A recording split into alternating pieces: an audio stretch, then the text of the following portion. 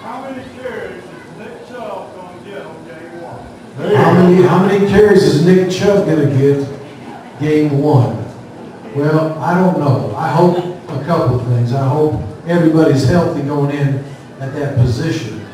And quite frankly, it's better for Nick and Georgia and the other backs if everybody kind of carries the load, shares the load. I'm not saying he won't be the leader of carrying that load, but you know, we want to make sure we're not in a situation where, I mean, if he carried the ball 30 times a game for 15 games, I don't know if he can make it that long. As tough as he is and as much stamina as he has, I don't know if that'd be wise. But we're going to get plenty of Nick Chubb next year, I promise you. Were you last year, and I know that question comes up because he carried 35 times, if I'm not mistaken, against Missouri.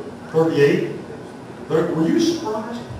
Well, you know, Nick, Thursday at the Missouri games when we found out that Todd wasn't going to play, I think Keith might have already been out. I think so. Sony might have already been out.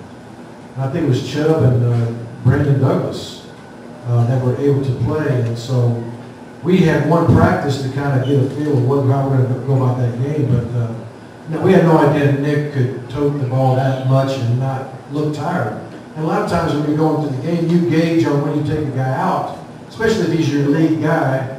You kind of keep an eye on him. When he looks like he's starting to fatigue, you get him out, because when they're fatigued, sometimes they get hurt. When they're fatigued, sometimes they fumble. And then as you were observing him, he never looked tired. So we never took him out. And when he came out of there the next Monday, he just showed up to practice and kept going. It's been amazing. All right, who else? Somebody else with a question for Coach Richt.